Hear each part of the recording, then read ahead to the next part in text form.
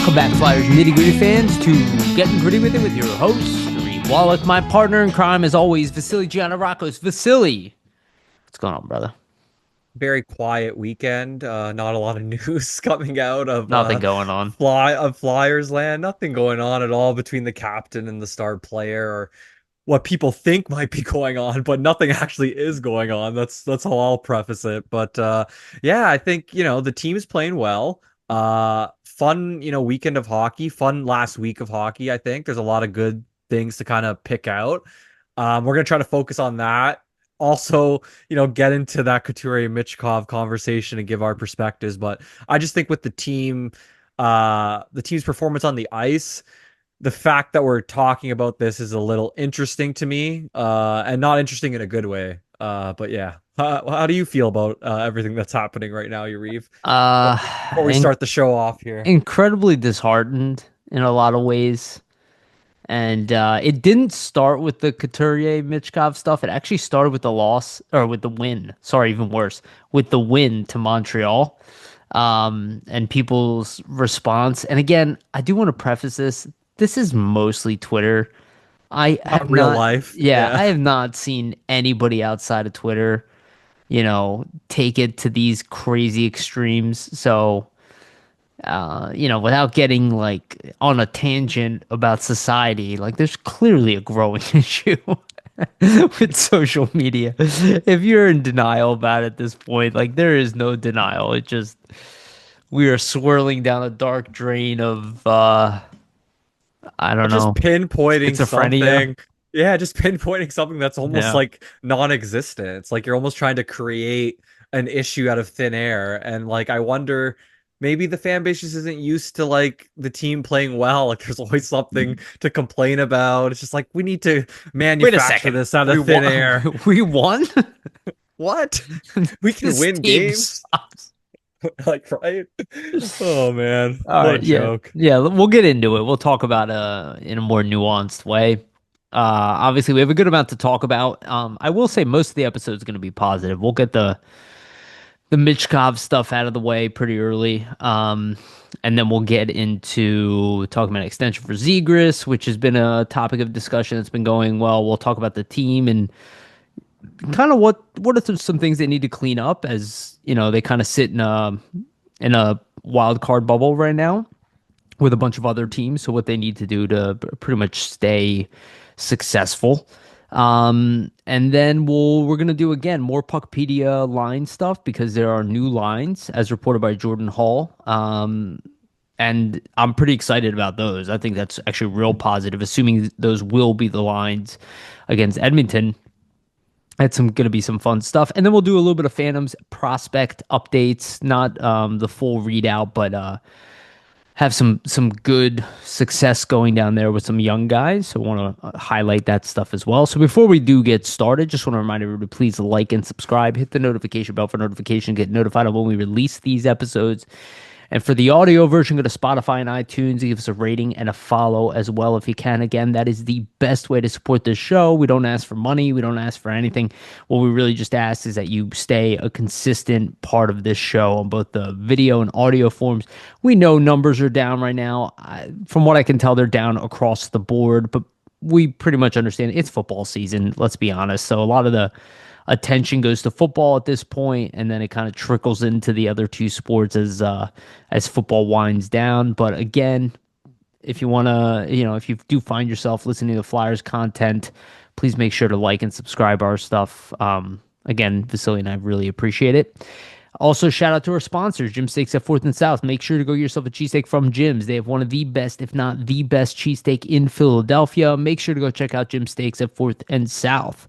And also shout out to Summit Public Adjusters, 215-752-0560. Go to them for your insurance adjustment needs. They will help facilitate the process between you and your insurance company and make sure you get the blessed, the best claim And the possible. most blessed Yeah, claim possible the too. blast claim possible. Um, Again, that's Summit Public Adjusters, 215-752-0560. And also want to give a brief shout out to our partner, Sports Spider, sportspider.com. actually. Guys, if you're tired of searching multiple websites for sports news, sportsbetter.com has you covered. They collect the latest articles, videos, and podcasts around the web and organize them by your favorite teams. If you want to stay as up to date on our Philadelphia Flyers or the NHL in general, hit the link in the description to check out sportspider.com. Again, the link is in both the video and audio versions of this podcast. And because we are partners with them, our stuff from flyersnittygritty.com is pinned at the top. So make sure to check out their stuff, their site, and our stuff as well. All right, let's get right into it. So I do want to talk about a little bit of news before we get into the Michkov Coots stuff. It's kind of old news, well, half old news, half new news. So um, Tyson Forrester, CNEC, from what I can tell, fully participating in practice at this point. Seems to be that they were kind of, this is kind of exactly what me and you were talking about, Vasili. There was a fear that it could have been a break. Seems like they finally had time to X-ray him. It doesn't seem like it was a break. It's kind of that deep bruise situation, similar to what we talked about with Sean Couturier. So because there's no break, it seems to be just kind of like an inflammation, pain tolerance management at this point. But it does seem like he has been participating in practice. There are new lines subsequently because he is coming back to the lineup. Looks to be like for Wednesday. Obviously, might not happen still, but we'll be optimistic for now, especially when we look at the line combinations a little bit later. But it's really good to see him back. He's incredibly important to this team. And I think we'll all be thrilled to have Tyson Forrester. He's quietly becoming one of the most important players in this lineup. And it was Yeah, he very makes an noticeable. impact. He makes Sorry, an go ahead. impact, right? Like every night when he's out there, he's typically, if he's not scoring, you're seeing him do the little things, like just in Hmm. terms of board battles, freeing pucks up, finding his teammates when they're open, being in the right positions defensively. So coach's dream in terms of that. And I mean, he had 7 points in 11 games before the injury. So he was not at a point a game, but he was, about 0.7 points per game around there. So hopefully he can kind of get back into things and kind of get back on the scoring track. And Talkett was using him a bunch, right? Like he was averaging 18 minutes and 18 seconds of those 11 games. So playing like a top six forward, essentially, 18 minutes a night. So I assume they're going to continue to give him those types of minutes because usually he's a really responsible forward out there. So he'll be a great addition to have back. That's for sure. Yeah, very welcome back. Like people who listen to this show regularly know how high I am on Tyson Forrester, and I kept saying that outside of Michkov, he was the only other like untradeable player in our lineup. I guess maybe we can throw Zegras in that conversation now, Definitely at now. least Yeah. of the NHL guys. Um, Actually, maybe there's more even at that point. Like guys, just we would not want to trade, but Tyson Forrester definitely being at the top of that list for me. I think he brings an element that the team lacks. Because like while Owen Tippett's like stronger and he's been throwing his body weight around, he's not like a grinded out in the corners type of His guy. forechecking ability is really what the team lacks. And I think even more so without him, it's evident because he's a guy, especially on that line with Cates and Brink, Hmm. he would be such a factor in terms of, keeping the cycles going. You have those two together still. They can still do that, but it's just not to the same level with the Yeah. third guy in Forster. And it's not even for that line, right? It's just even in general, like you could put him on any line, he's going to kind of bring that element. Yep. Whereas a guy like Tippett, that's kind of what you want to see in the future is, hey, you have that size, you have that speed, try to use it more to your advantage below the circles, right? So Yeah. It's Forrester's like long stick, the way he plays, it makes he's just a matchups. smart player. Yeah. He's just a really smart It player. makes matchups a lot more difficult when you have a guy like that on the ice, and it's something the Flyers like. It's while the Flyers do lack size on the wing, it's they're missing that element, and obviously Porter Martone is going to be a huge factor to that in the future as well. But that's something this team lacks on the wing for sure, and lacks in the offensive department in general, which is why they're not like amazing at the cycle game. And a guy like Dvorak has to play a big role in the top nine because we don't really have a lot of guys who can muck it and grind it in the corners. Beyond the third line guys, like sure we have guys who can do it, but do they end up on the winning side of that battle like 80% of the time? Yeah, you Forrester is could one of say those guys. Forster at 8 out of 10, like in terms Yeah. of board battles, he's probably winning the puck, whereas some of the other guys, not the case. So you want to Yeah. like the more of those guys you have, the more puck control ultimately your team's going to There you have go. because you're winning those battles, you're getting that puck possession. So Exactly, that's why it's exactly. so important, really. And then I just want to bring this up because it already happened. But obviously we weren't recording at this time. But Grundstrom, Carl Grundstrom, who's brought over in the trade for oh my God, my brain is farting right now. What was that trade from? It was Oh my God. I'm losing it too here, yeah. I can't go I'll on bring with. it up. Wow, what a brain Hey, fart. it happens. It just shows how minor of a thing it is that we're just like both kind of Oh, Ryan uh Ellis trade. Oh my God. yeah, there you go. Yeah, There you go. I forgot Ryan Ellis existed. That's the problem. Pretty much, right? You're Yeah, like, what even happened? How did this yeah. guy even get I here? want to say it came back to me before I managed to look it up. So yeah, Carl Grundstrom did get called up to the Flyers, which makes sense. He has just under 300 NHL games played, is a former second round pick. Didn't have much success in the beginning in the AHL, but then started to catch fire. So he also it plays a bottom six type of game at the NHL level. You know, a lot of grinding, but he can skate. Um, just early impressions of him, Vasili. I'll let you go first. What you thought about Grundstrom, and he didn't play a ton, but he did have to fill in a role, obviously, without Forrester being in the lineup. He did replace Delorier in the lineup, and actually, in some ways, Grabenkin's spot, which I'm sure pissed people off. But I understand why it happened. He's only 27 years old. He's not like an old man or anything. But what did you think about Grundstrom?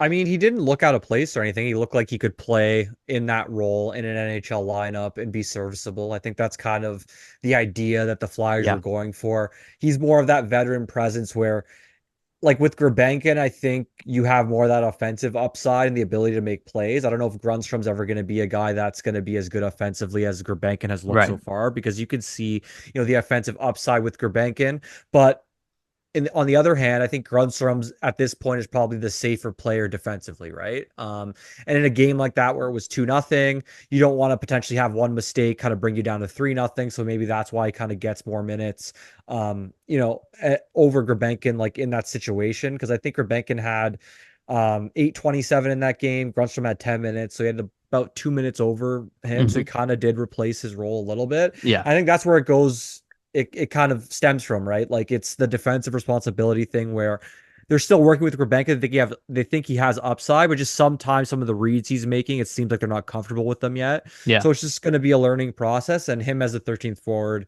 I'd imagine they're going to kind of slot him in there like almost like a Swiss Army knife. Maybe if it's like teams that are more offensively inclined and you need somebody that's more defensively responsible, he might slot in or play a little bit more over a guy like a Gurbankin. But to me personally, like I think like I understand the defensive shortcomings. I just want to see the guys like not sink or swim, but it's hard for you to learn if you're not in the spots About actually Gurbankin. yeah, you're not like actively able to learn until you can go through it yourself sometimes. So I think maybe they're pointing things out to maybe he's not grasping it, but you also have to kind of have the other end of the stick of like, hey, we're teaching you this, like let's give you some reps so you can kind of put it into place and see like what your interpretation of it is, right? So Yeah. it goes both ways, but it'll be like a fine line. But I thought he was fine. Like, your typical type of 13-4 that you can kind of slot in there. Yeah, I mean, I will say this. He does look like an NHL pro. Like when you look at somebody like Gaucher, he's good, but he doesn't stick out very much. Like he's not a fast skater. Like Grundstrom seems like he has like some step. Kind of reminds me like a poor man's like Hathaway a little bit. He's not as big. He has nothing about his game that necessarily like sticks out where you're like, oh, this is like a player. It's actually kind of surprising a guy like that was taken in the second round. He seems more like a third, fifth round type of guy. Just in the playing style that I can see, right? Like he's gritty, he can get up the ice, he'll throw some body checks, he'll fight for space, but he did look like a pro to me. Um, and be honest with you, I think it's good that we have him, Good regardless of depth. where he plays, because he does seem more like a guy where you could slot him into the NHL, and while he might not produce offensively, he's also not going to look out of place, at all, and he doesn't look like he's adjusting either to the pace and the style of the NHL, right? Because he has the experience behind him, arguably more experience than some of the guys in the lineup. So. I thought it was not a bad debut for him. And not that surprised that he was called up first beyond, other guys like Bump and all that. I think they want to keep the young guys kind of going in the minors. And then, you do think about Richard, who as a player I like more than a lot of guys, but he doesn't necessarily have the size and the grit to play in a bottom six role, or even not even bottom six, bottom line role, which is what Grundstrom primarily is. So I thought it was interesting. And also his cap hit kind of, negates him from being, it's kind of like a waiver exemption, right? Where nobody's going to probably grab him for 1.8 million. If he was under a million or a million flat, maybe somebody would take a flyer on him. But considering he's like almost double that, it seems pretty safe as a guy you can swing from the NHL to the AHL. So, Yeah, all I right, agree. let's get into the big topic. So, obviously, over the weekend, there was a lot of drama created. Seems to be primarily because of Twitter more than anything. People getting pretty angry with Sean Couturier for the way that he called out Michkov when asked by Kevin Kurz about his success. And we're not pulling up the clip. I don't know if you have the actual quotes, Vasili. Usually you're good with quotes. But he obviously like points out that you got to be successful beyond just scoring, because if scoring is not always going to come in, you got to be able to help the team in other ways. Essentially echoing exactly what Tocchet has been talking about. Clearly, there's cohesion between the captain and the head coach, which is really nice to see, which nobody seems to talk about that. They just talk about how they hate both of them. It does seem to come from like a contingent of like, hey, we need to just protect Michkov at all cost. But at the same time, I get zero sense that Michkov is frustrated with Couturier or the coaching staff. Seems to me like he's acting pretty humble, and that he needs to learn. And look, and quite frankly, Michkov had his best, I guess, like showing over the past 2, 3 games.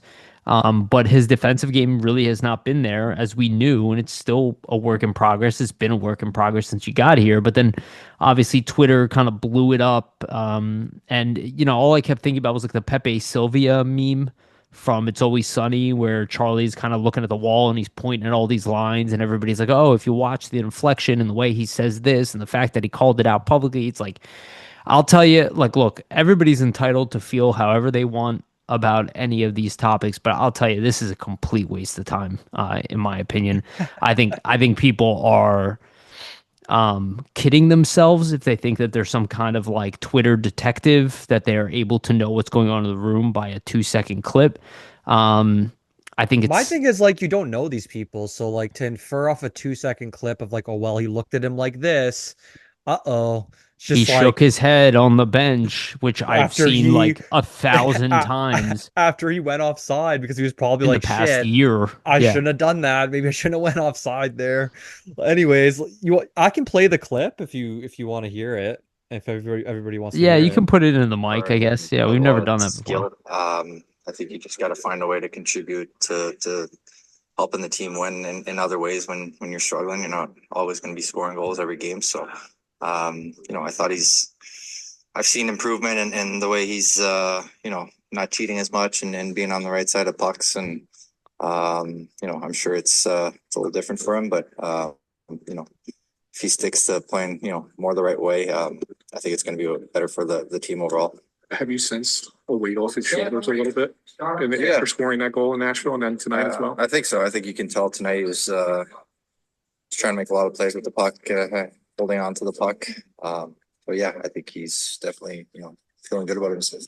So What a just monster. just based off of that, like I don't really know what the criticism really is. I think people are up in arms about the fact that he said, "Oh, well, he was cheating a little bit, but he hasn't been doing that. He seems to be like paying more attention to the defensive side of the puck, and that seems to be helping his overall game and where things are going." And obviously, they asked him about, you saw him score. Do we see the frustration? Even Couturier in the video, he seems relieved for Michkov. Like, yeah, like when you score a goal, of course you're gonna feel a lot better about yourself and things like that. It's just really strange because it's like almost like this is created out of thin air. Like it isn't really a real problem or anything.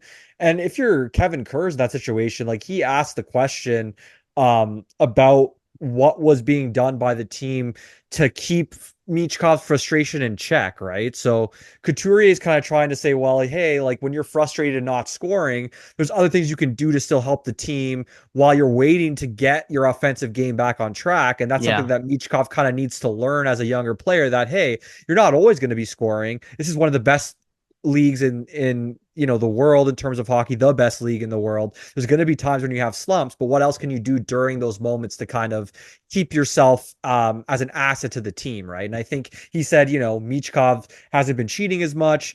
His defensive play looks a lot better. So he's almost kind of like giving him kudos that like, hey, look at what this kid's doing when he is having these issues. He's still trying out there. He's still trying to contribute in some way. So I just don't understand like what the riff is. Like, wouldn't you want the captain to say that? Like, would you want him to say, no, he shouldn't be playing good defensively. He should be cheating.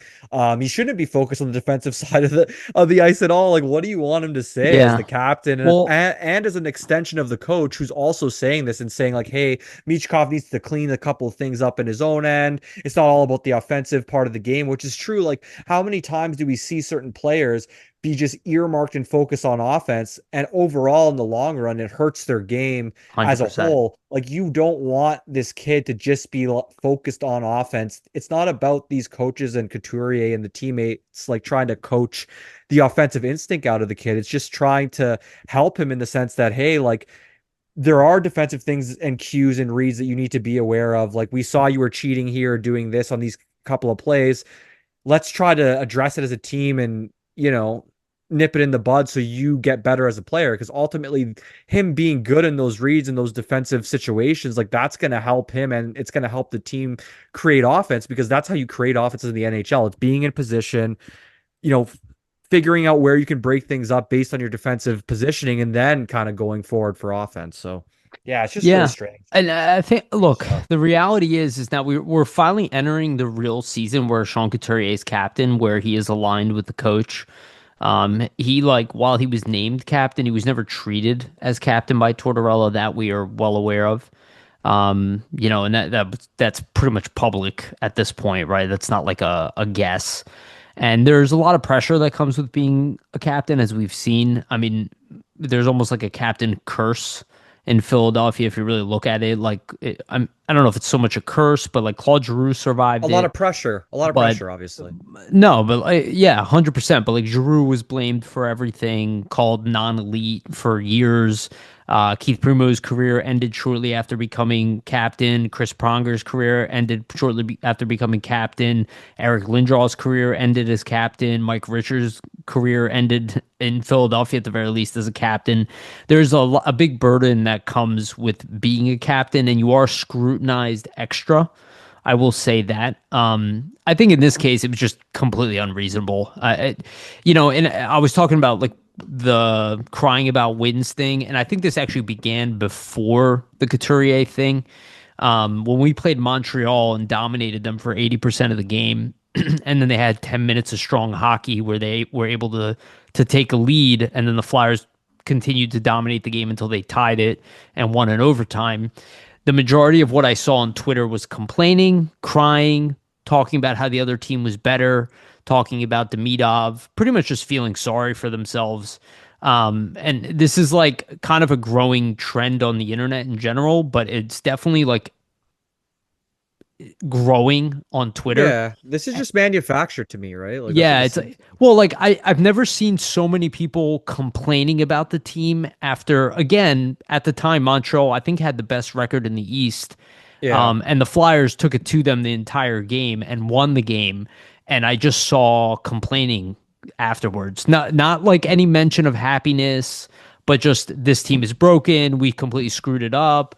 We picked the wrong Russian, blah, blah, blah, blah, blah, blah, blah, wrong blah, blah. coach, all that stuff. All Yeah, this stuff. And it's like, again, this is like I feel like almost mean for saying this, but this is like an outlook. Like this is an internal problem that a lot of people are having, and they're just kind of spewing it on the internet. And you can see like Flyers media is Like I'm talking about like mainstream media, they're like baffled by this stuff. And Well, now it's because like it doesn't make any sense. yeah, Yeah. it's like spreading to the rest of the league obviously noticed that Flyers fans are behaving this way. So now there's just like a huge thing where like, oh my God, like look at all this terrible stuff going on in Philadelphia. And like none of it's real, but it's essentially manufactured on Twitter. And that's what Well, the internet has kind of turned this is into. wild. So if I go on Twitter right now, if I go on my Twitter and I pull it up, and it says, for me, today's news. The first headline one day ago, 5,000 posts. Flyers captain Sean Couturier's remarks on Matvey Michkov draw fan backlash.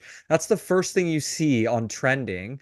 So it's And kind that's of like just like, 5% of Flyers fans yeah, I that know, but created that. it's kind of crazy because it's like a manufactured thing that isn't even real is turning out to be a headline. And if you weren't plugged in, you could look at that by a glance as misinformation and say, well, what's going on here? But realistically, nothing is going on here. It's a bunch of manufactured Well, nonsense, right? So what bothers me is like all the goodwill from last season, because like nobody would have said last year that Sean Couturier had a problem with Michkov, and Michkov is playing worse this year than he did last year. yeah, yeah.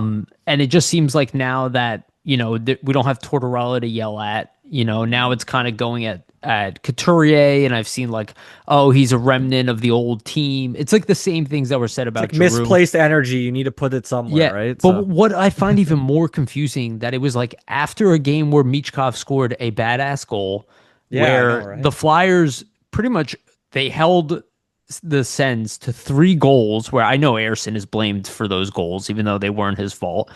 They held him to 3 goals. They didn't give up a shot for a full They hour, dominated. They dominated. hour Yeah. of real time, an hour, 30 I minutes of think hockey time. Yeah, I think in Not like a shot on it net. was like 29 minutes or 31 minutes they didn't get Yeah, a shot. halfway through the game till overtime, the Sens could not get a shot on net. And like, look, I'm not saying it's going to be pretty. The Flyers are still not a Stanley Cup team. They're not a legit contender quite yet. We've talked about There's 220. lots of positives though to point out on the Right. ice, and instead of That's the the point. positives, we're like focused on something that isn't even real. Like it's like a And like, fairy tale. and even if there's like a hint of frustration within the team and all that, it's like people are making it seem like this is not something that they can literally Yeah. just talk through I on the bench, and like their I relationship is ruined. I You need to know? point out a few things because this is just annoying to me. Like Yeah, go I for don't it. understand like okay, so the first thing I guess that got pointed out that brought this all to light is Michkov was bringing the puck in through the neutral zone. He makes like an extra move where the blue line is Well, he and kind of cuts just he in. went in on an angle rather than just go Yeah, straight yeah. in. So whatever. That puts both Couturier and himself offside. Couturier could have laid back. Michkov could have not made the extra move. There's two different things that could have happened, right? Like faults are on both guys in that situation, Yeah, agreed. being offside, not just one of On them. both of There's them, yes. yeah, right. And like if you're Couturier, he goes to the bench, he like shakes his head a bit, and then all these people are online are like, "Oh my god, look at how Couturier shaked his head," and like that's towards Michkov. And it's like, no, you don't. You really don't know anything. You saw a 2 second clip of a guy on the bench. That's probably super competitive. It's a three. And again, that happens all the time. Yeah, it Like where happens a all the guy goes time. back and goes, It's like, damn, I shouldn't have done that. But it's yeah, like or think about whatever. Like, man, we almost had it, or whatever. yeah, but Why think didn't about you pass it yourself. earlier? Think about yourself in that situation or yourself at work where like you might have done something like, oh man, could have done it that way. Or like it's not a huge deal. You're blowing it out of proportion. It's kind of just taking like something out of context and then just putting your own beliefs behind it without any actual proof. So that's my first thing. And then another thing that I saw was like, well, look at when Michkov scored. They didn't celebrate Right. for his goal. And I'm like, well, they were losing. Why are they going to have this huge celebration for this guy scoring? If anything, they looked super relieved that they got a goal. Like, thank God, Mitch Yeah, they scored look like one, right? relieved, like, oh, thank God. Like Yeah, and they're then yeah. and then after that, like I'm just looking at it and thinking, even if Couturier, for example, was mad at Michkov on the bench, or even if these guys like were having a little bit of a spat or talking to each other about, well, you should have went this way or you should have done that on the ice. You ultimately want players to be doing that. If they're having those conversations amongst each other, that means that they care, first of all, and they're like invested in what's going on. So like you would want them to do that. And like to me, it just shows like people that have never really played hockey or like competitive sports because I played at a super low level, like not a high level at all in terms of hockey. Like I was a goalie. If my defenseman missed the coverage or did something stupid, I would be like, "What are you doing? Like, why are you fucking doing that? Like, do it this way next time. Do it that way." These guys are professionals. Like, what do you think they're gonna be doing like on the bench? Like, of course they're not gonna agree on every little thing. Like, you would want them to hash it out and figure it out because ultimately that's how you would improve on the next play. Like if they're not having these conversations, that's when I would look at it and say, well, this guy just doesn't care. He's dejected, right? So it seems to me like this is all coming from a manufactured state and from people that just maybe haven't played competitive sports because I don't get the line of thinking at all. So yeah. Yeah, I think people blew up like a mole into a mountain, right? Like it's like, okay, it And was imagine like though now if you're the player seeing this online, they're probably like, what the fuck's going on? They're probably I like, what think is happening? they definitely are because look, our media has never been shy of jumping on salacious Yeah. news. And they're Never. just, and even these, major outlets are like, hey, this is complete horseshit, which, That's what I'm saying. yeah, When you have them confused and baffled, and I'm not talking about like, oh, a couple of them, when all of them all are of them. going, Yeah. what is going on? You guys miss the mark. Like, and I'm noticing, like, look, this is a trend that's going on in politics. Like, I'm not talking about sides here, but it's like a political nightmare on the internet, right? And everybody thinks that they're like the conspiracy theory genius and, the detective from their living room type of thing. And I even empathize with that because I can understand why things happen that way. But like we're like now taking it to a level like this year that I've never seen before with It's the fake. Flyers. Like, this is literally not I've never real. seen this before. I've never seen the Flyers with a winning record in a playoff position in a year where most people thought I they mean, weren't going you to make the could, playoffs, and people are literally trying to jump on every little thing. yeah, you could maybe say Couturier's tone like came across abrasive or something, but like he complimented him and said, "Hey, well, he's doing this better now. He's not, he's playing better on the defensive side of the puck." Like he even gave him a compliment. So I'm just kind of Well, like baffled by it. and And then icing on the cake is next morning after practice, Rick Tocchet states this. He's like, there's a language barrier with Michkov. Poor guy. Every time we talk to him, it's correcting a mistake. I was on board with Michkov about something. Couturier came right over, and I can tell Michkov values Coots. He has a great way of delivering a message. We have to remember where he comes from with playing. And what Michkov was taught. From what I was told, it's do what you want out there in the KHL. He knows it's a team game, not an individual game. So, like, when you look at that, it even shows the coach highlighting, look at the relationship between the young star yeah. player and the captain, where he was a player. So he sees how Michkov is reacting to Couturier's feedback, and he could obviously tell that he's receptive to it. And if there was an issue, why they wouldn't even be communicating or there wouldn't be that receptiveness. So to me, it's just like I said, like it's just blowing something out of thin air that isn't really even a real Well, issue, which is doesn't crazy it to me. doesn't it remind you of I forget where I heard this, but it does sound maybe it was PHLY. But it did make me think of this as my own, right? Like how many people thought that like Michkov hated Tortorella, and then like after He didn't Tortorella hate him. leaves, he like didn't at all. And we talked about this before Michkov even came over here. And when people were like, "Oh, Tortorella's like this hard ass coach, like Michkov's gonna hate him," I'm like, "Look, if you understand Russian culture at all, like the majority of culture, the attitude is to be a hard ass. So Yeah. like this is not the type of kid coming from a world where like But everything's like soft rainbows and he's had things like I just think softly said to fans, him. yeah, I just think fans are like scared. Oh no, the organization's gonna They're rub him gonna the wrong ruin him. You're way, gonna and then ruin him. they're gonna Yeah. ruin him, or rather rub him the wrong way, and he's gonna want to leave. But it's Right. like from It's like an everything that I've insecurity. That's so true. Yeah. yeah, from everything that I've seen though, like it's a constructive criticism where I'm sure Michkov realizes, hey, I'm a young player in this league. Sean Couturier is a veteran of how many years, or all these guys around me. Rick Tocchet Selkie winner. Yeah. won Stanley Cups and stuff. Like, you think he's not aware of that and saying, look at this coach who's won cups and coach Sidney Crosby and has a great relationship with him. And, like maybe I should listen to what he has to say. Like maybe, I'm doing something wrong. Maybe I think I should do it this certain way, but maybe I need to hear it from the coach to understand, like, this is what I'm looking for and for what I kind of am trying to get across to you. Like, it's a two-way street. Like, you have to have these conversations in terms of like building up a player's game and getting them to improve, right? How else are you going to have improvements if you never point out criticism? So there's no way that Michkov thinks he's having a great year right now. He himself would say, I'm probably not playing you great, can right? see it on his body when he makes those turnover plays where he makes a mistake. You can see he's walking off, shaking his head, pissed off. He knows he's not playing that well. He wants to get out of it, and I believe he has been. And that means these conversations have been happening in the background consistently, regardless of what people are saying about the last game. Coaching, Yariv. Yeah, I know. Him. OMG. It's like that's really what this is. You got like a little bit exposure of what those backroom conversations are like, and people lost their freaking minds. I'll never forget. I saw this video of Michelle Therrien talking to PK Subban. I brought this up on this show like a long time ago, maybe when you first started. And I remember Michelle Therrien takes PK Subban into the back room, and the Canadians had this on their YouTube channel. Like they were freaking proud of this.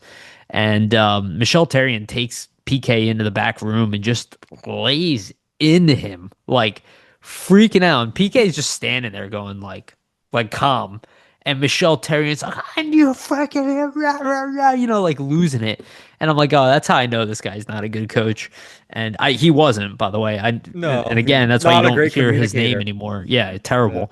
Yeah. I knew he wouldn't do a good job here. Whereas Talkett's which he did opposite, man. Like he can actually communicate with his players. That's what I mean. You're hearing like a soft-spoken delivery version of this. Of like what these conversations are really supposed to be like, these like professional, like self-growth type of conversations, and people are like freaking out like it's like calling him like every slur in the book, like type of thing. Has anybody had a job? Like I'm just wondering if anybody who's manufacturing this had a job before in real life. Like you're at your workplace, nobody's perfect and is going to do everything at the highest level of competition. Right. No, yeah, right. Like, but this is just, I'm just saying, like any regular job, like nobody's going to do every single task perfectly. There might be something where your manager comes to you and is like, hey, like you did this really well, but like, for this specific thing, you could do this to improve. And like, maybe I want you to try that next time. It's kind of the exact same thing where it's like, hey, Meech, like you do this really well offensively. Like we see your offensive talent. We see this play where you're kind of cheating in the offensive zone. Instead of cheating that way and then it ends up being like a scoring chance against, maybe try to read this play a little better. So when you do cheat, like make sure we have possession so then we can break you out right away instead of like flying the zone early. We don't even have the puck.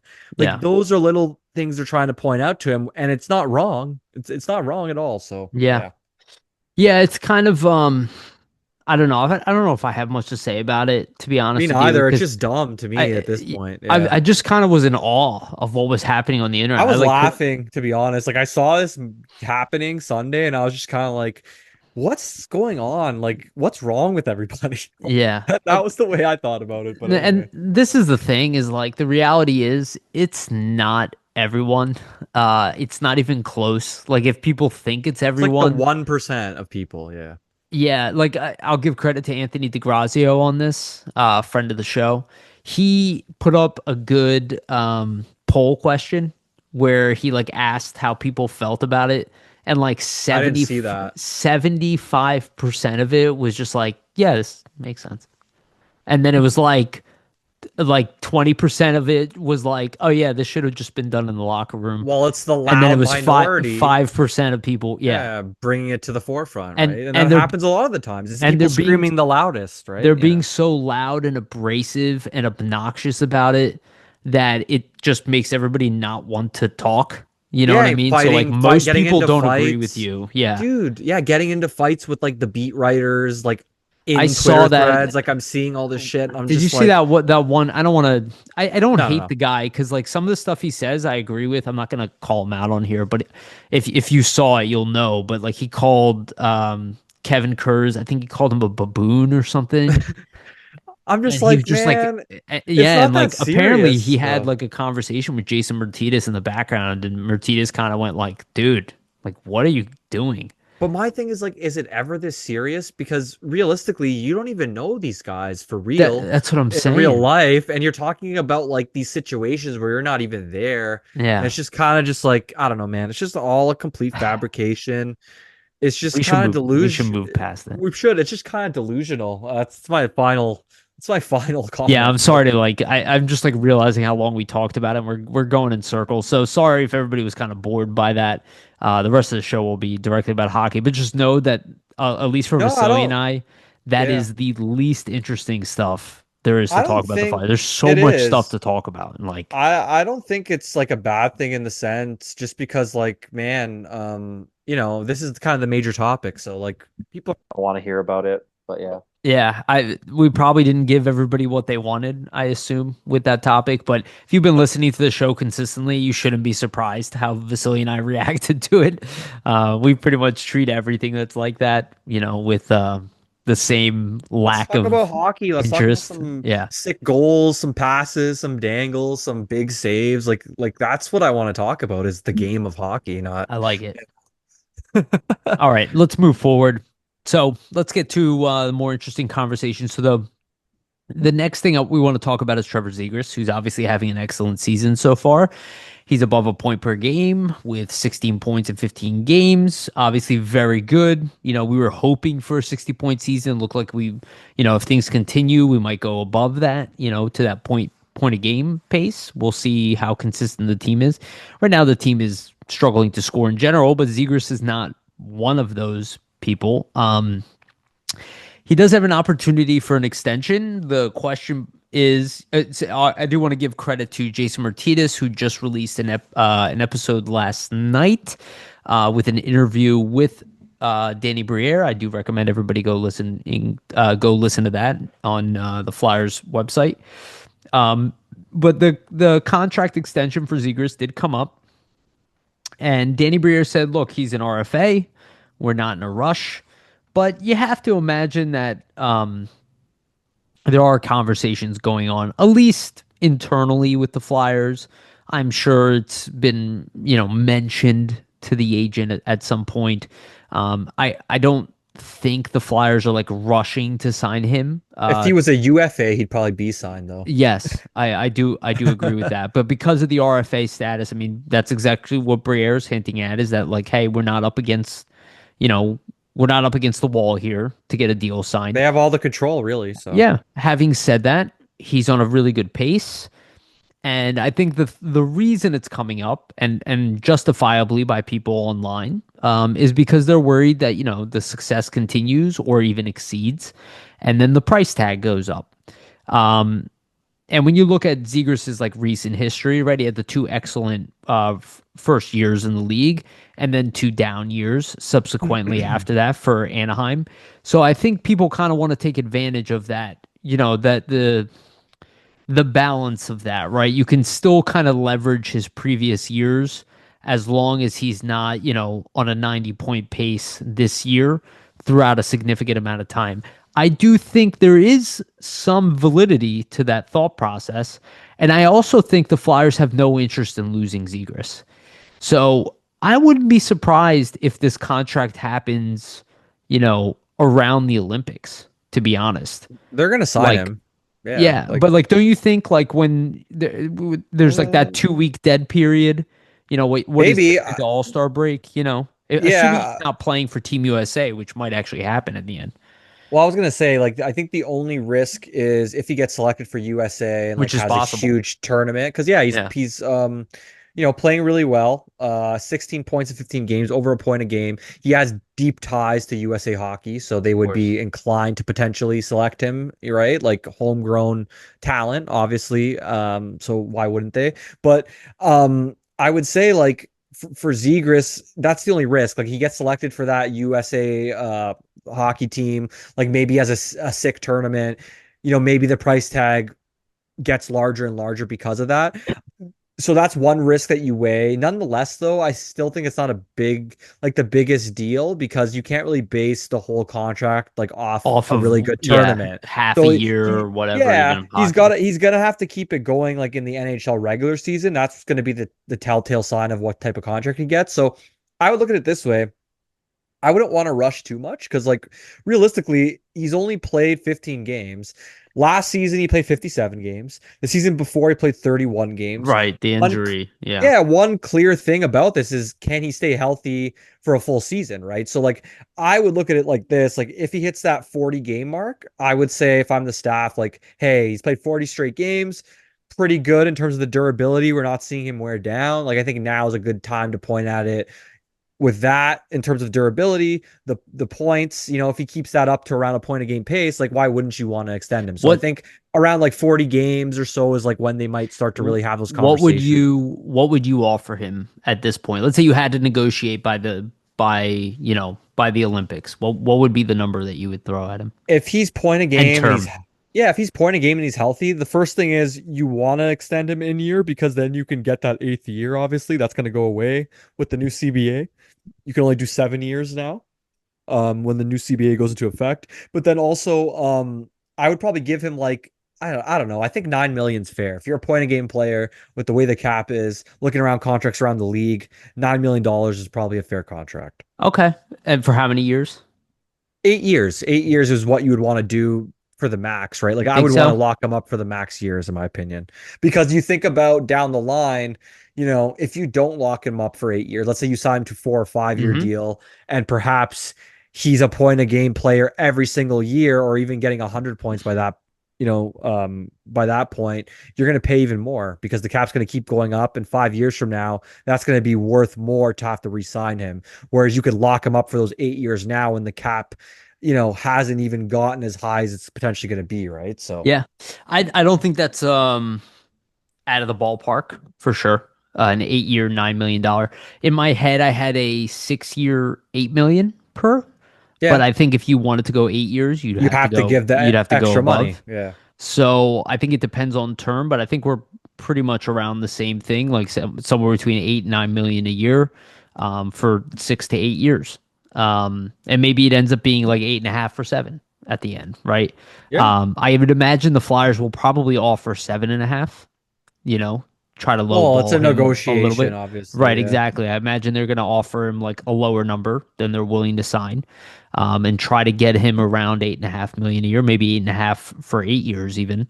But they will try something like that. Again, Briere's been pretty good at negotiation. We look at the Owen Tippett deal. What was it? A 6 year deal Tippett Yep. got? He's Yep. 6 year at 6.5, I think it was. I believe so. Yeah. Yeah, something like that. And he was a year older. And, you look at Tippett was having a great year at the time. So, yeah, I think that's about right, dude. Maybe between 8.5 and nine The cap's million gone up a for bit. seven, Oh, eight yeah. years. And again, considering he's 24 years old, giving him a contract till the age of 31, 32, I think is pretty appropriate. And you got to imagine the cap's going to keep going up. So, that'll have to play. I think getting him under 10 million would be ideal. And I Oh, think the definitely. risk for the Flyers is like, okay, like maybe he's not always going to be a 90-point player in the league. Maybe he'll end up being like a 70-point player. And if you have like, and again, I believe he's more of the point per game and plus guy. But if, you always have to take scenarios into consideration. And if he's not playing center as well, which we don't know if he's going to end up like playing a full-time center role in the future.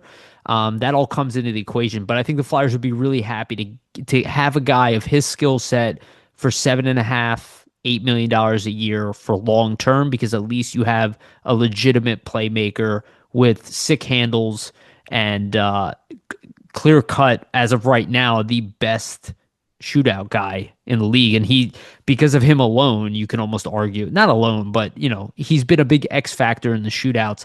Right now, the Flyers have the most shootout wins in the Yeah. NHL. And I mean, he's driving their offense in Three general, extra right? points on the Yeah, season so far. he's driving their offense in general. He seems bought into me. Like he's played pretty good defensively. Like I feel like people were knocking Zegras' defensive game, and You, yeah, he's been pretty I solid was coming weary on of the it. back check. Like he hasn't been bad back checking. He hasn't missed coverages or anything like that. Like no egregious turnovers so No. far. Like that's exactly what you want to see, right? So Well, I guess the only one was the miscue with the overtime goal, but that wasn't necessarily like a lack of back checking. That was he skated, man. He didn't get the stick in there. It happens. yeah. Yeah. Also, he should have got off the ice earlier. That was really He the problem. seemed dejected though, which is what you want to like. I don't know if you saw after, but apparently he was like sitting in his locker room stall, Hmm. like really pissed off, saying like we could have had that point. Yeah. Like that's what you want to see from a guy like that, Yeah, right? self accountability, not blaming the team, taking on your own shoulders, but also not letting it weight on you. You take a Yeah. day, you brush it off, you show back up, and you realize it's just one game, and you have a long career and a long season ahead of you.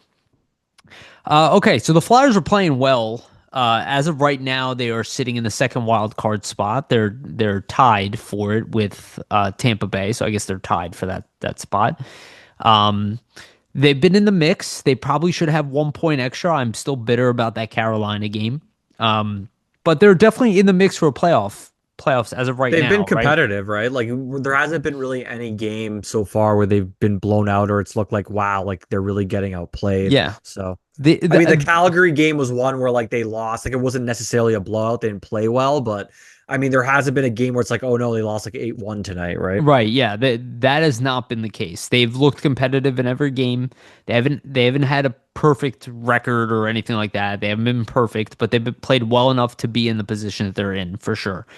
What do we think are the biggest elements of kind of staying in that spot? And I think the biggest problem as of right now, and that's statistically true, and obviously the case with the eye test, is while they are winning games, a lot of them are low scoring games, which does come from them playing good team defense, which has been a strength of theirs.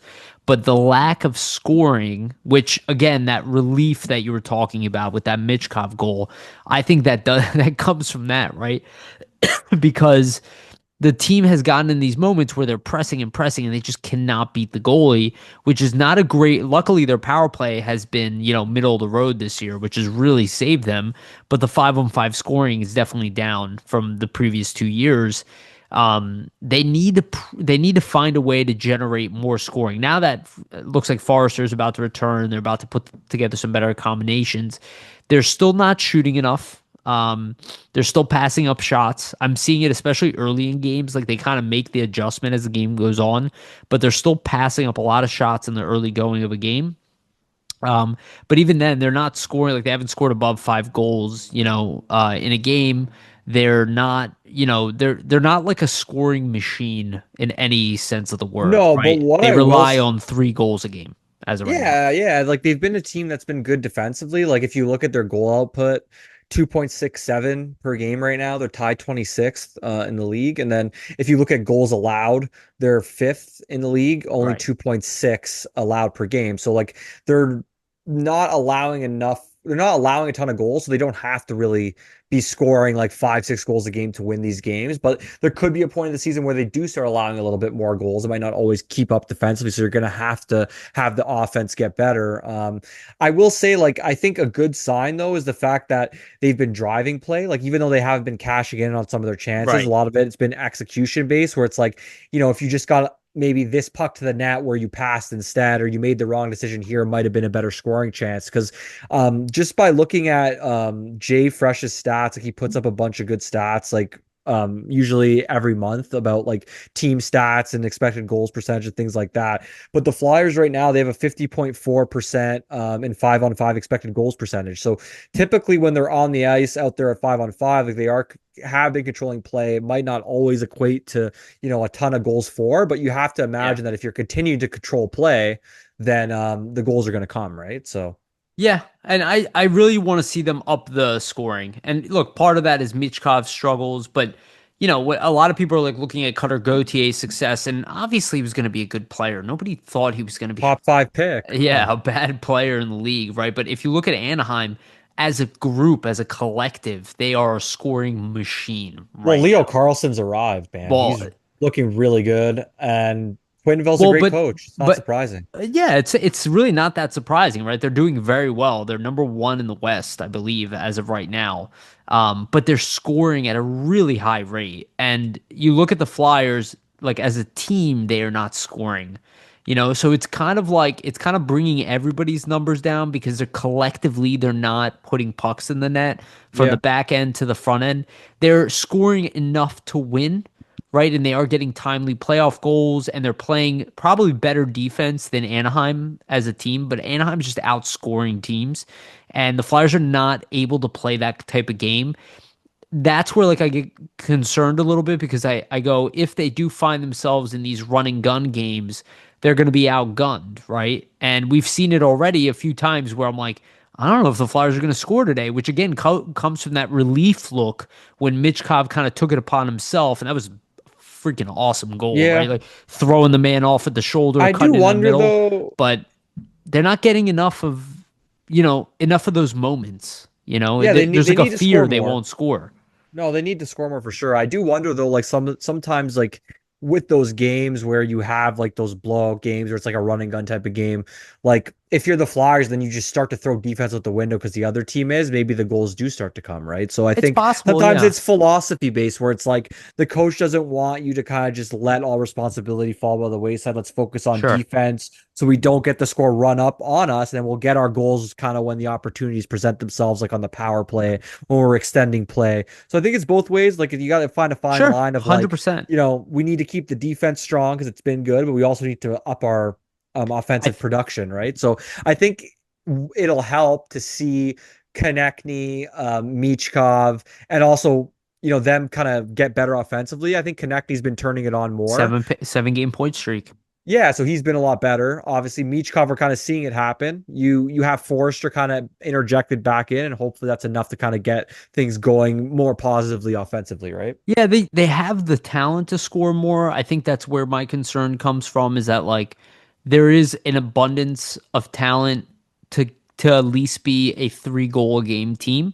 That's Yeah, where I'd yeah. like again, I don't need them in top 5 in scoring and all that, but you don't want to be scoring on average as many as you're letting in, right? Or even slightly, you're giving up you're scoring slightly more. You want to give yourself a little bit of a cushion where you're winning games 4-2. Like I'd like to see them be a regular 3 goal team Yeah, you don't want to per go to game. overtime every single game. It could take a Right, lot exactly. of. Like they're relying on the shootout, which they're very strong at. Again, Airson is like very good at shootouts, and obviously they have 3 good shootout guys now, so that definitely helps. With having Zegras, Michkov, and Well, Brink you can as play the go-to guys. overtime a lot differently. You don't have to just chase the goal. You can kind of just say, well, if we go to the shootout, we're probably going to win. We So got a good chance to take it yeah, right. we'll take the opportunities as they come. Like if there's a breakaway in overtime, you're going to go for it, but you're not going to, unnecessarily take a chance to try to win that because you realize you're going to lose in the shootout every time. They don't have that problem Yeah, anymore. So and it's so funny how like you change the coach and the problems change, right? It's like nobody talks about that enough. Like this was like a good 5-on-5 team with like no power play success, and now 5-on-5 scoring is an issue, and the power play is now like at least more of a strength. The well, thing just to that's most add, consistent is yeah, the penalty killing, which is not scoring though. the power play, I mean, what have we wanted for the last like 5 years is them to be a top 15 power play, and they're now tied 14th in the league with 19.6%. And they're in a playoff So spot. yeah, you know, Funny claps how all that around for works. that.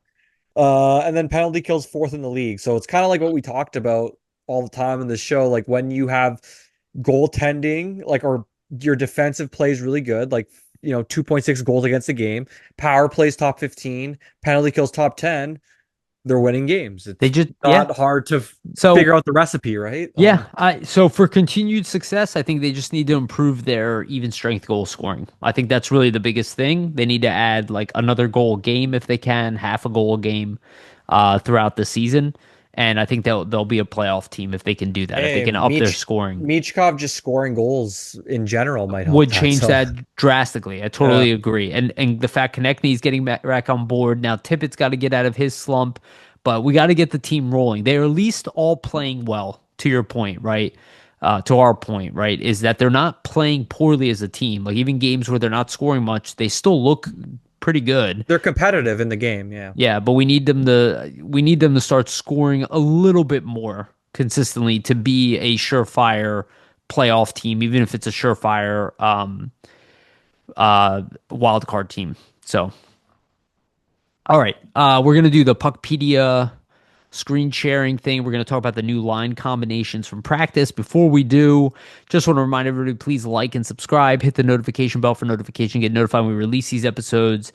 And for the audio version, go to Spotify and iTunes. And again, that is the best way to support this show. Give us a rating, give us follows, give us likes, subscriptions. Again, that's all we really ask of you guys. And always make sure to check out flyersnittygritty.com. All right, I'm going to share my screen here. So I did set up the lines based off of New lines, which is fun. yeah, Jordan Hall's new his tweet from today. We don't know Yeah, for sure. he's the coach actually, so Yeah. Start yelling at him just like people used to yell at anybody else who reported the lines. Though I don't think these are ones to yell at. I think these are ones to make fans happy. I'm going to go through the lines real quick. Well, let's just take it line by line.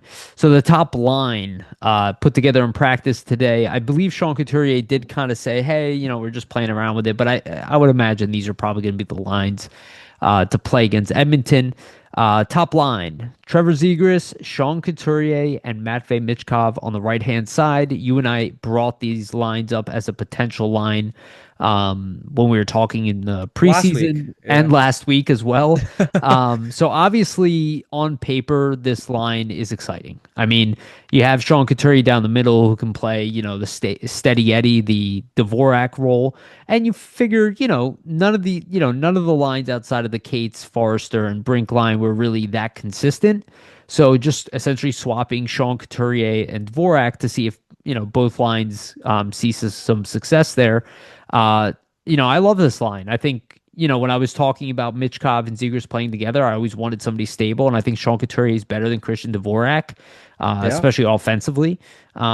And he's got more size than Dvorak as well. I think this could end up being the top line by the end of the year, even if it doesn't stick now.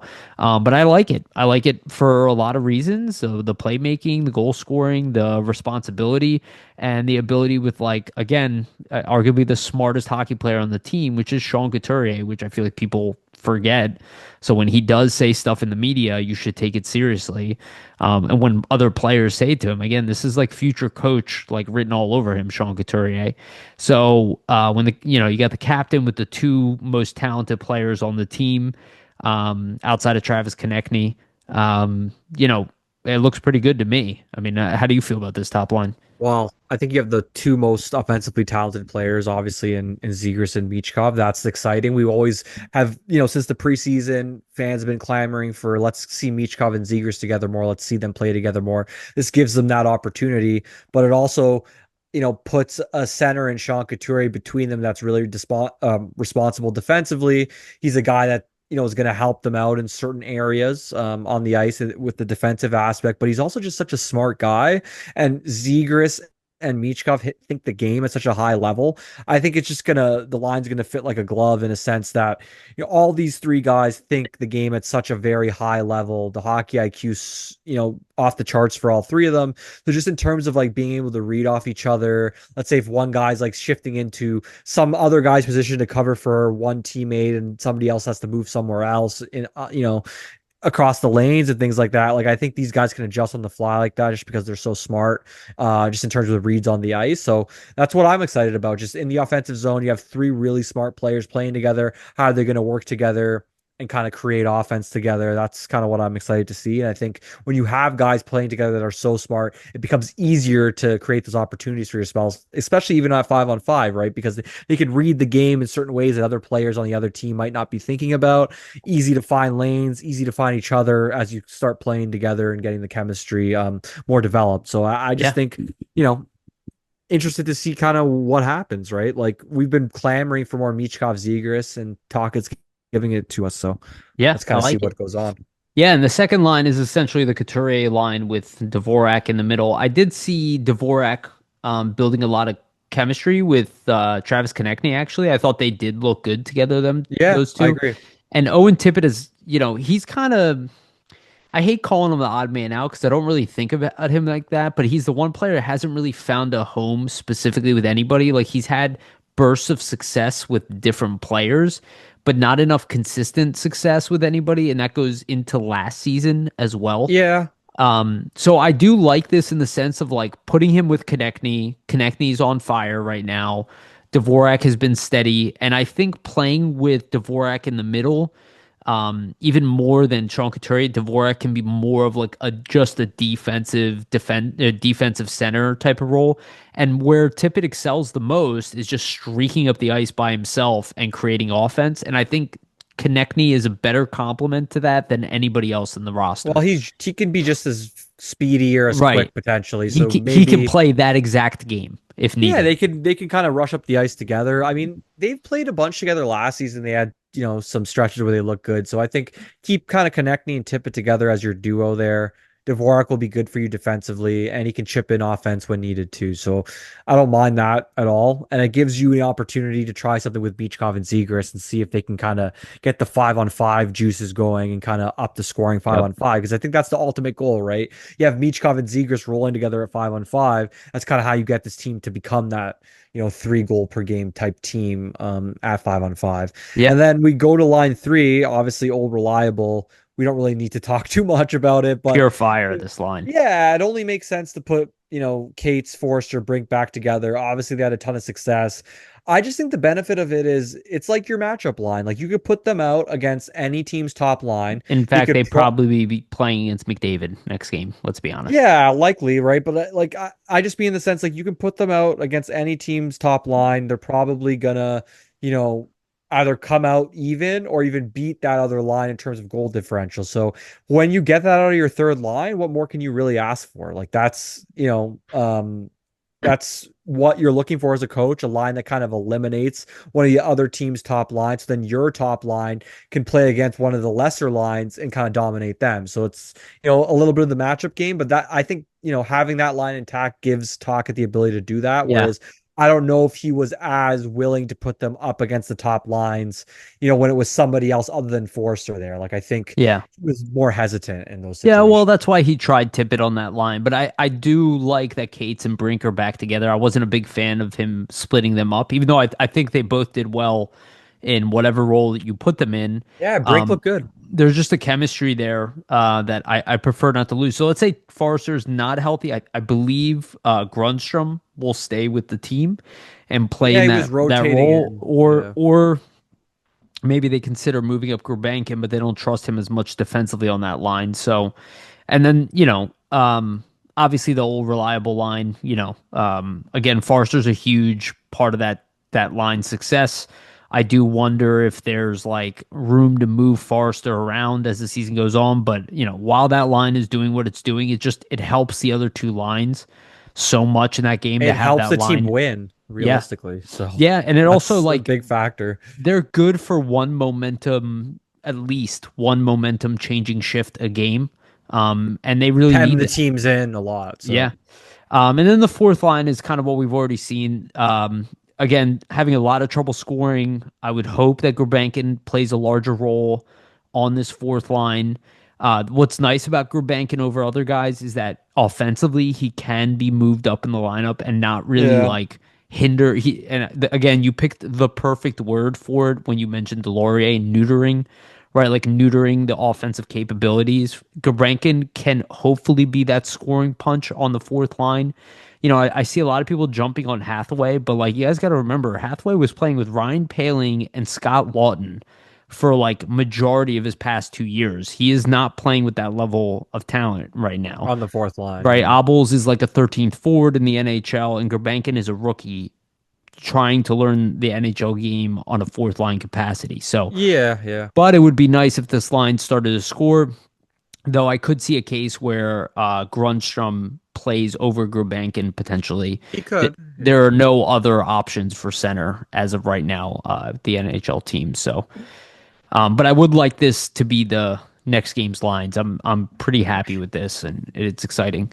I like the lines. I think the first line is really fun. Like it'll be fun to see Yeah. what happens. The other two lines have the ability to be really good too. I think the fourth line, you just want to see some offense from them. Like they have no goals actually as a combined line. Like Rubenkin has scored, but every time it's happened, it's been with somebody else. So you got to get some goals from your fourth line. So I think that's hopefully the goal at some point is maybe they can start to like pick up the offense a bit if they kind of keep them intact. Because I think the fourth line's kind of been like a rotating door, right? Like they haven't really kept the Yep. same fourth line a lot. So Yeah, and there's nobody in the minors right now that you could slot in there today that you think could add some scoring punch.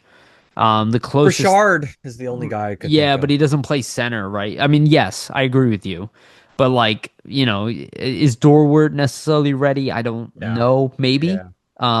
But we'll see as the season evolves. I would say if the Flyers are trying to make the playoffs, that is one position I could see them making trade for is another centerman.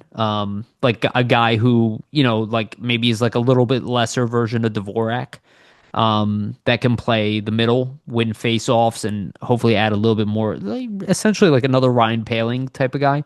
Um, I brought up Joe Veleno back in the day, and I think about like adding a player like that to this lineup, like a guy with speed down the middle, who's not like a great top nine scorer, but can, put up 30 points a year. That's what they really need on that fourth line.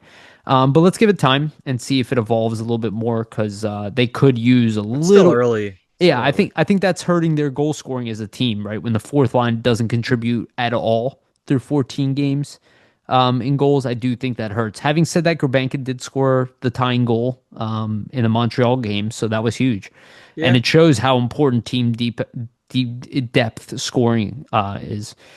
Defense, no changes. But the good news is that Andre has been the most consistent player in the lineup. It looks like what we were all hoping for. He's cemented himself, I think, Yep. on the third pair, right? Like Yeah. he's looked I mean, he looks the lights. best of the guys who Yeah, are he being looks rotated in. it's pretty simple. Like that's what exactly what I was gonna say. By the eye test, he looks a lot better than Zamula, a lot better than Jinning. I don't even think you have to look at the advanced metrics. It probably backs it up, but just like just watching him, his ability to break the puck up the ice is so much farther above like Zamula's and Yinning. So just from a team where you're trying to increase the offensive like goal output at 5-on-5, right? Like why wouldn't you want to have a guy in there that can break the puck out up Yeah. like break the puck out up ice so much more effectively, right? It just makes too much sense. Yeah. Yeah. I agree. And look, Cam York and Jamie Drysdale have been great this year. York Yeah. has been excellent. And again, he's near a point a game. He's what, 9 points at 11 games, I believe. Yeah, he's playing Um, well. so he's another guy who could potentially, I don't think he's like a favorite, but could potentially make Team USA. Jamie Drysdale is, looking miles better than he has from, the first Yep. day he joined the team. So for all the freaking out people are making about like Cutter Gote, He's understandably improved so, for sure. I'm still seeing people bash Drysdale. I have no idea what you guys are talking about. And you look at the fact he's a year younger than York. Give him one more year. Let's see how this kid evolves. And when Risto does come back, it does make things really interesting as to what these defensive lines will be. Is Risto just going to play for Noah Juleson? Or, are they going to, potentially be like, maybe we can mix up these top four? I don't think they should. They should necessarily based off what's going on right now. But there is some room to be like, can Cam York play with Risto and can Jamie Drysdale play with Sanheim? I don't think they're going to jump to that. I think the first move is just to get Risto in the lineup, right? And probably have him play with like Emil Andre. And I will give credit to Noah Juleson as a guy who struggled mightily in preseason. I've liked him. I really have. I think he's made some really good plays. I think he's been consistent. I think he hasn't had many mistakes. I think he's Yeah. handled the puck well. You He's just want to see the points, right? Like that's the yeah, last kind of thing, and eventually it will come. I think yeah. if you keep playing this way, I it's kind of a no-brainer. I So think he's perfect number 7 on this team right now. And the fact that they have Zamula down there too, those are their 8 defensemen. Poor Adam Yinning, made the team. He's not getting to play at all right now. yeah, yeah. But we'll see what happens to him. I wouldn't be shocked. So the one situation I do want to bring up here, before we move off this topic, um, is there is one contract spot over right now with Forrester coming back, coming off of the IR. I don't know who gets sent down. I suspect it will be Grundstrom, but I also Probably. have a feeling, just the way he's using Grundstrom, that he likes Grundstrom more than Grabankin, more than Yinning, who has not touched the ice. Is there a situation here where it's not Grundstrom that gets sent down? I don't know the answer Uh, to that. I Like mean, I I said, think he's the it's safest to send down, probably. yeah. I would assume they're gonna keep Yenning because they like the four defense pair thing, and you can't kind of do that if you send him down. If they send Grabenkin down, I think it'll be a disappointment just because we've kind of seen him do a decent job in limited time, right? So Yeah, like I think if he had only more ice fourth line time, player with points.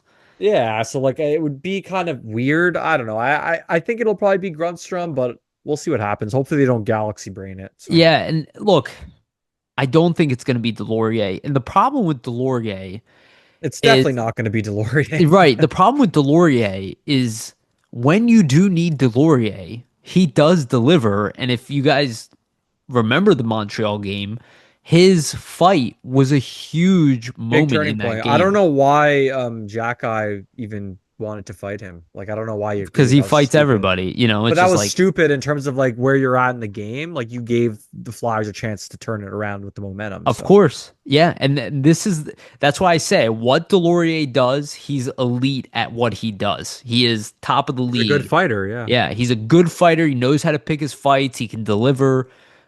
He's a good protector for the team and a momentum swing guy when his physicality is like the name of the game. But he plays a very limited amount of ice time, so I don't know. I could see Yinning gets You sent almost down. have 11 forwards basically when you play Delory because he plays like 5 or 6 minutes. So. That's the problem I have with him. It's almost like you wish. And Hathaway, I'm sure, could be a fighter and all that, but he's too good of a player. So it's like, what do you do like with the extra lineup? I imagine it's going to be Grundstrom who goes down.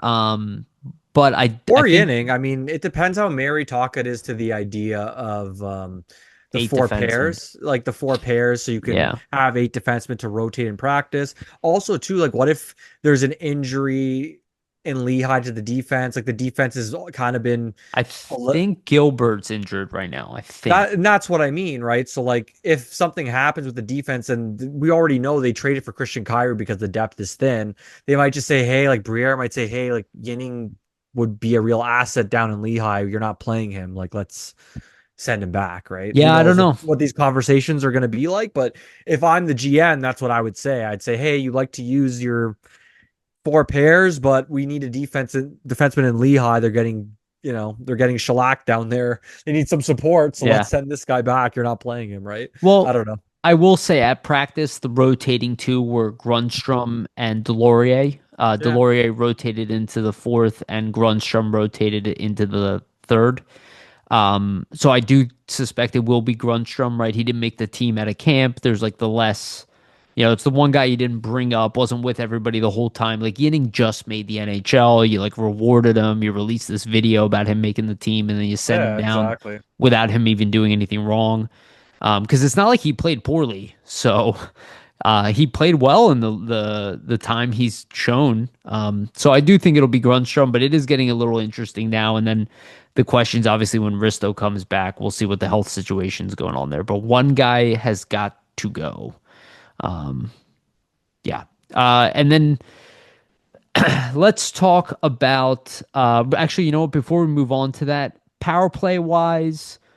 I assume the Flyers are going back to Kate's line with Zegras, and now they moved Drysdale to be the defenseman on that pairing. It was Yeah. interesting in the press conference today that Tocchet didn't even know the answers to why Yogi did that change. My guess is that he's trying to get the other group going, and York has been playing well. So like just switching it up and being like, well, that line, there's like some positional lineups like the way that Drysdale can pass to Zegras for the one timer off the right hand side. I don't know if that matters so much. I think he's trying to get the other pairing going. So I suspect that like Forrester is going back in that line. And then it's going to be like back to Couturier, Michkov, TK, Tippett, and then York on the top pairing, right? That's most likely going to be the scenario there. Yeah, I mean, I think that makes the most sense to me anyways. Like what else would you really do for the power plays? Especially too because they've been successful. Like I don't think you want to change too much when they've been so much better than last season, right? Like you kind of want to reward the guys that have been contributing. So I would imagine Forster goes back with, Cates and Brink, you get Zegras on there with Drysdale, you kind of keep it status quo. And then, for the first power play unit, you're kind of going to have your Michkov, Couturier, Konechny, York, for example, right? Yeah. Plus, I think the defensive reliability of York on the back end with Michkov, because Michkov he plays the off wing, but a lot of times him or TK are the one kind of back Or at that flipping. defensive point too. Like they're the ones kind of hanging out, They'll hanging rotate. back depending on where the rotation's going. I think York is probably a safer bet there, is what they're thinking. I With like agree. the Cates line is overall more defensively Hey, don't, responsible, you know what? obviously. We've been waiting this long for the power play to look somewhat respectable. Don't, break what's working right now. Do So, you know who's last in the league on the power play? no, but surprise me. Who is it? It's not that surprising. It's Calgary. Do you know what their percentage is? I Probably not good. 11.7. Well, there you go. If they can keep it up, we won't be the worst in NHL history anymore. So there Real, you go. real, real bad. Yeah, Morgan Frost effect, I guess. yeah. Oh, did you see him get stripped of Connor Bedard the other night? Yeah, Yeah. wasn't it was I felt bad for Poor, him. That poor wasn't guy. good. He's not even playing that poorly. I feel like people are just No, he's here not. just looking to shit on him. Um, He seems like a nice guy too, man. Again, Like, rookie goaltender, it's funny. We get Vladar and we start having a better season. They get rid of Vladar, and it just shows how important it is to have two goalies that are playing well. Speaking of which, who gets to start next game? My guess is Vladar. Vladar, yeah, Yeah, totally. makes sense. Sammy played the last one. Um, Again, man, it sucks for this guy, dude. His numbers are deceivingly bad in the sense that he is nowhere near as bad as his numbers No, he's not. show Yeah, that they are. and he's like he only let in 2 goals a game. Like, 'cause I know it's not on a lot of shots, but like it's still only 2 goals. Like, it's not that bad. Yeah, like the third goal in no way is his fault. Like No, it's overtime. I don't. It's it's three. Okay, overtime. He's I got a don't guy know, to the man. right. It's literally like a perfect 3-on-3 redirect. over 3-on-3 overtime as a goalie. Like you're in a tough spot no matter what. Like it's at 2-on-1s, breakaways galore. Like I They would can't have blame just any got to the goalie shootout. They would on have won that three. game Yeah, because Airson that's is deadly on the they need to shootouts. play for shootouts more. There you go. Yeah, yeah, Look at us saying that in yeah. 2025. Okay, let's talk a little bit about the Phantoms, and then we'll end it after this. So the first thing I do want to talk about the newcomer defenseman Christian Kyrie's Kyrou. killing it. Yeah. The guy is on fire. He's got Hey, seven points in 4 games. It's a 1.76 hi- point per game pace. his brother just got scratched, so Right. give him a Yeah, good I saw that. opportunity, and you can trade for Jordan. There you Yeah. go. I don't suspect that'll happen. Though maybe that's a good swap with Tippett, if that's what people are looking for. But Hey, I'd be um all over it for I, sure. I again I loved this trade at the time. It's paying off dividends for the 7 Phantoms. points in 4 games, man. Yeah, the Phantoms are doing well, but this kid is like on fire. He had 1 point his first game, and then 2 points the last 3 games. Um, just really giving that team an element they truly lacked, which was like a pure offensive defenseman. And Christian Kyrou has stepped right in. He's been excellent. I do not suspect him to be playing in the NHL like this year or anything like that, but it looks like he's kind of turning his fate around to live up to that second round pick name, and looks to be like a potential maybe offensive second line, or maybe even third pairing offensive defenseman He's type of like, guy. yeah, he's your third pair guy, but he could like run a power play really well, right? God forbid something happens to Drysdale or something. Obviously, we have Andre up with the team now, so that's good. But like, God forbid something Another option. happens. Yeah, you got another option of a guy who probably still needs more time. But again, with Samson out and Bonk, as of right now, we have no idea when he's coming back. We hope December. But We'll they see. really Yeah. needed the right-handed side help, and he's killing it. Also want to talk about Alex Bump, who has definitely been heating up of late. I think he has 5 points in the last 6 games, if I remember correctly. He has 8 points in 12 games, so he was not putting up any points, and now he's on fire. He had a 1 goal, 1 assist game. Uh, Not last game, but the previous game before that. And then Denver Barkey had 4 points that night, Yeah, one you goal, went off. 3 assists. He has 7 points in the last 12 games. So, again, expect some inconsistency from the young guys there, but One thing I will say about Barkey that I gotta pick on him for, it's really, really funny. But when the Flyers were playing the Leafs, Easton Cowan scored a goal, and Barkey like posted something being like, "Oh my God, like my buddy scored because he played with it for London." But it's like, come on, man, you play for the Flyers now. yeah, wrong team, bro. You can't be posting that. You Come got to on, get rid of buddy. that. Yeah, there's no more rooting for your buddies when they play on at In the least not when they're playing NHL, at least not when they're playing the team you're going to be on. yeah, Um exactly. that is pretty funny. I But didn't see that. I will say though, that's like it shows how the kid's a good guy because obviously, like, Yeah, I mean his it's buddy obviously one of his scored. best friends, yeah. He's hyped up for him, right? So Yeah. They were together in London for what, 3 years, 4 years, something like yeah, that. yeah, exactly. So, yeah, but I'm really excited to see how these guys continue to evolve. I'm actually really happy Bump is staying in the minors and that the Flyers didn't just jump to call him up because I think he's a guy who could be on the Flyers by the end of the year, right? Where But yeah, Barkey, I think they're going to hold off, obviously, with him. I think for Bump too, though, like it's beneficial to get a HL time. How much do we see like getting that extra seasoning help a guy when he eventually does make the jump? Like even look at Forster, right? Like he played some in Yep. the AHL, it helped him out a bunch. Like when do you see fifth round picks, even when they're really good in college, not get AHL time? Like I know he's Noah played really Cates. well. Noah Yeah, Cates is yeah, the only sure. one, yeah, But like that I it's can think rare, of. it's really, really Very rare, rare. right? Yeah. So to see him get time in the A and like kind of build his way up and then kind of play him his way into a call up when somebody gets hurt, because that's what I imagine will happen, right? Like some winger goes down, they're like, who do we call up? Who's playing the best? Who's kind of tearing it up down there? Bumps earned it. Let's give him the call, right? Yeah. Like Holiday. it's a beneficial thing, I think, Yeah. for young guys to get that AHL time. So Yeah, I think later in the season, rather than calling up Grundstrom, it's going to be like, okay, let's see if Bump is ready, right? exactly, And if he exactly. continues to do what he's doing, he gets close to a point per game pace. They'll have no choice but to give him a look at the NHL level. They want to.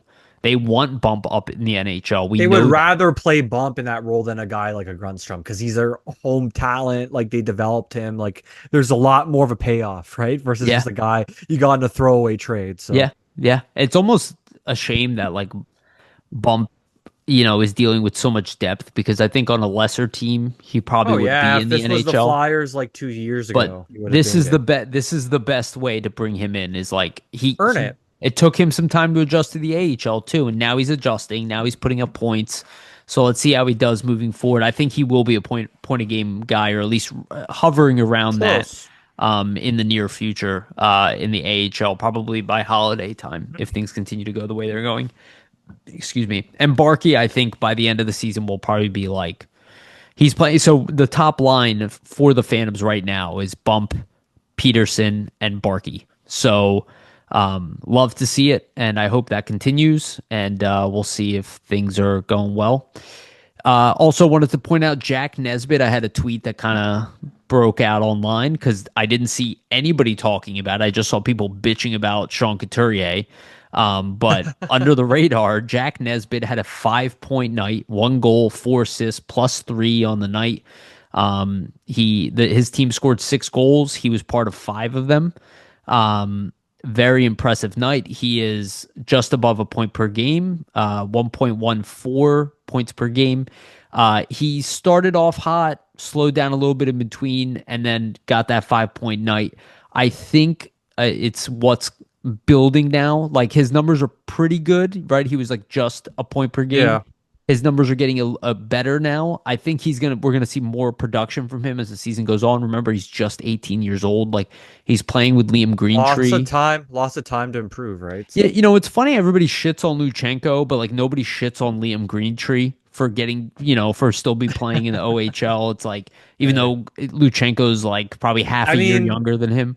who knows? That fan base could be shitting on him. Fuck. No, it's possible. our fan base I'm talking about.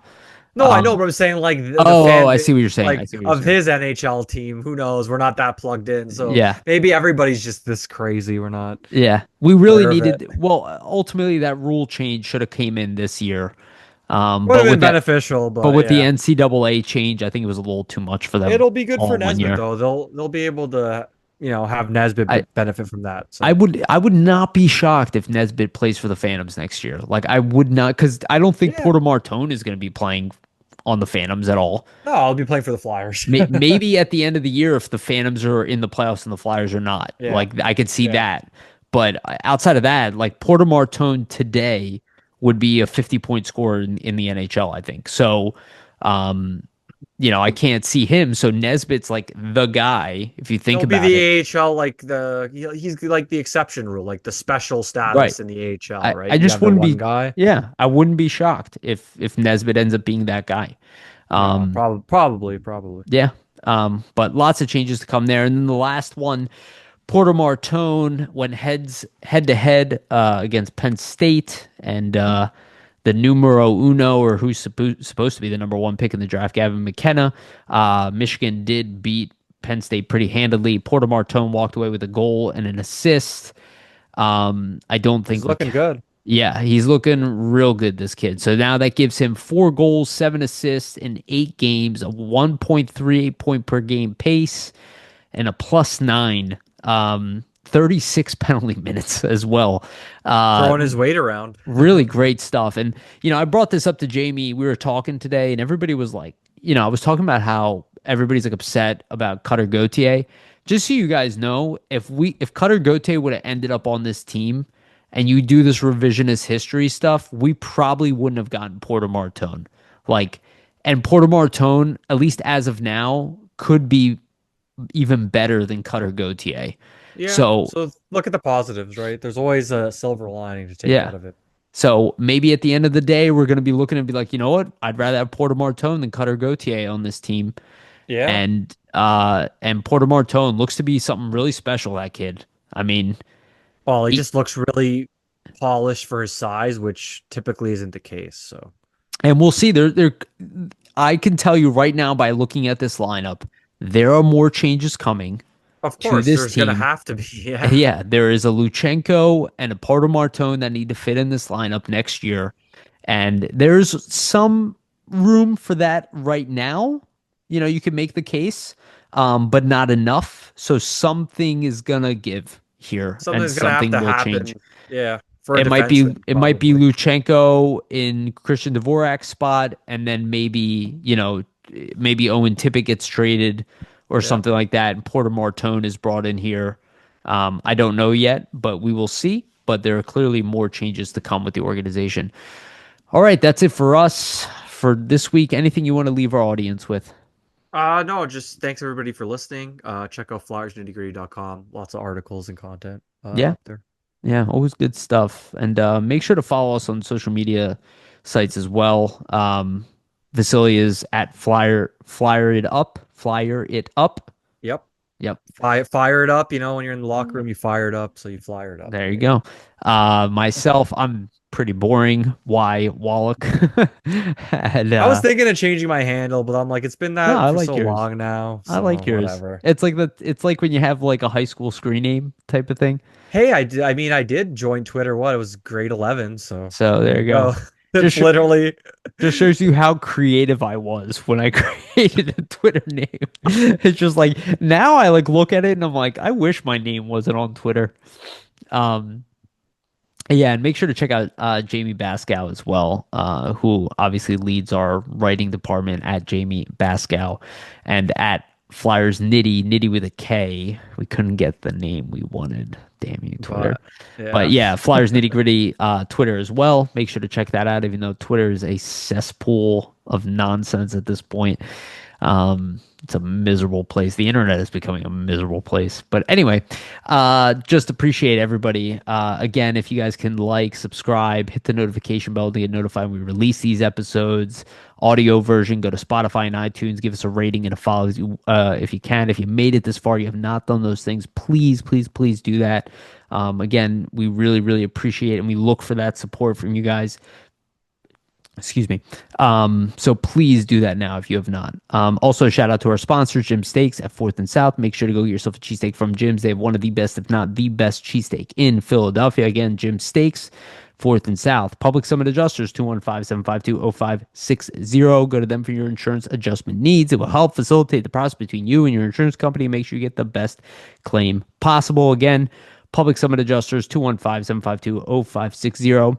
And shout out to sportspider.com. They are our partners. They aggregate sports content from all over the internet, articles, videos, podcasts, everything, and organize it by your favorite teams.